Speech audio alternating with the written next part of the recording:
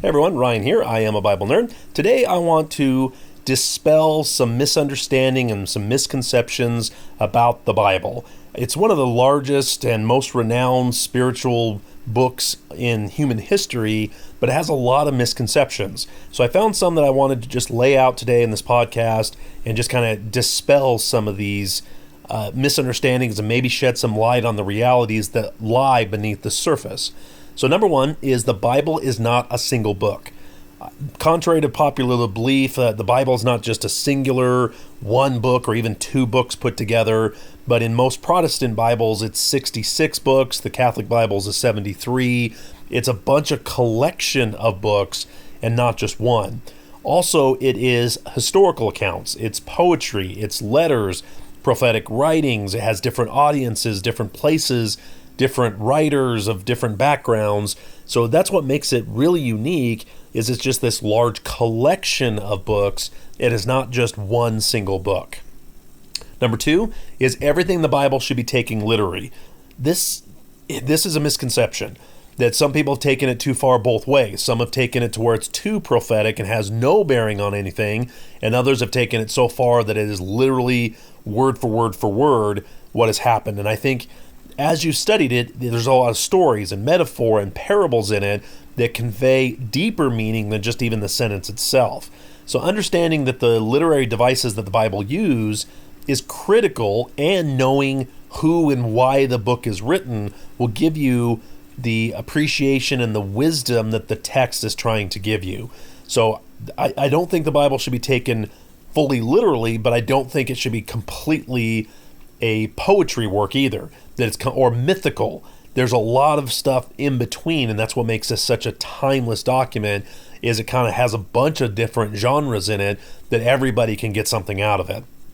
So I've seen people that hyper-literate it, and I don't think it needs to be there, but I think most people don't take it probably literal enough. So I'm in the camp that more of it should be taken probably more literary, just not to an extreme where that's not what it was supposed to be. It's a poetic book in a lot of ways, but poetry still has truths and deeper meanings inside of it. Number three, the Bible has always existed in its current form. This is something as you study different translations, you study the Hebrew Bible is in a different order, the books are in different order, and sometimes the Christians have separated out certain scrolls, like Ezra and Nehemiah are two books, or 1st and 2nd Kings are two books in our Bibles, where in the Hebrew text it's going to be put together as one large scroll. Also, their ordering can be slightly different. There may be an emphasis on doing it chronologically, or there may be emphasis on certain collections of books, of prophets, of certain things kind of lumped in together. So they have had differences. Also, scrolls didn't have chapter and verse. So it wasn't something that's definitely a modern thing to help us understand, and so we can teach and read it, and so we can go specifically to a verse or a chapter or whatever it might be by having chapter and verse.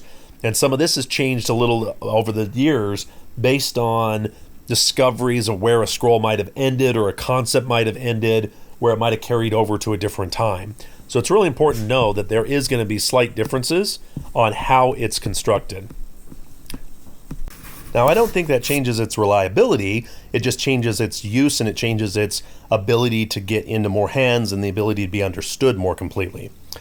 Number four is the Bible's only for Christians. Now, obviously, it's a central religious text for Christianity, and each denomination of Christianity may emphasize different books or different parts or have different books added or taken away, but it also holds significance for Judaism and even Islam, as the shared stories and figures are themes amongst all three of these Abrahamic faiths. And the Bible's influence extends even beyond that. It has shaped literature, it's shaped science, it's shaped music, it's shaped democracies, it's shaped so many things that make it more than just a book just for quote-unquote Christians.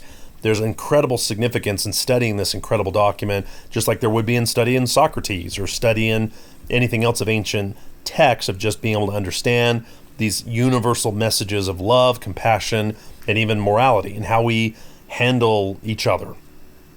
Next one is the Bible is scientifically inaccurate.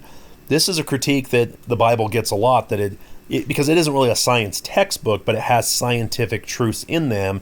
In fact, there's there's a big misconception that it is scientifically inaccurate because it does have miracles or certain things that are supernatural.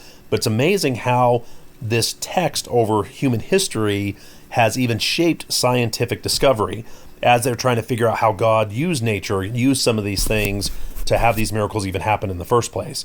Now, obviously, there's going to be supernatural events, but there's even just normal events that happen that the Bible can actually explain and can be helpful in scientific discoveries.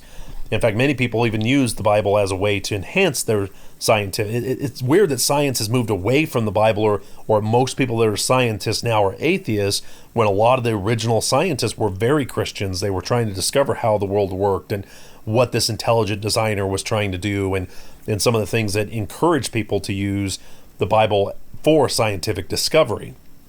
So it is definitely a modern thing where most of the scientists were actually Christians and were trying to study the world as they saw it. Next one is the Bible is outdated and irrelevant.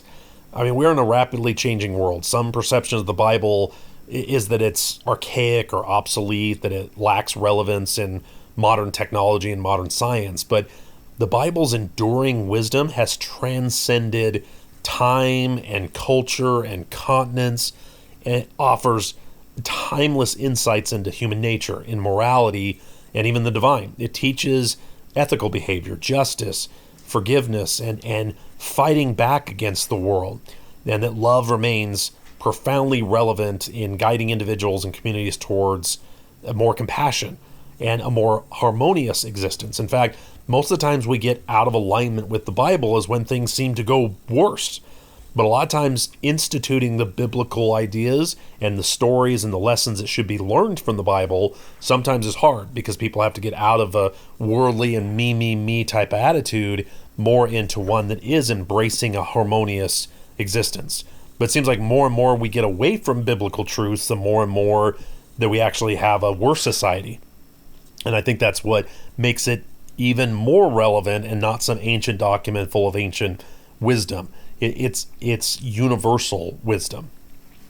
So let me end you with this.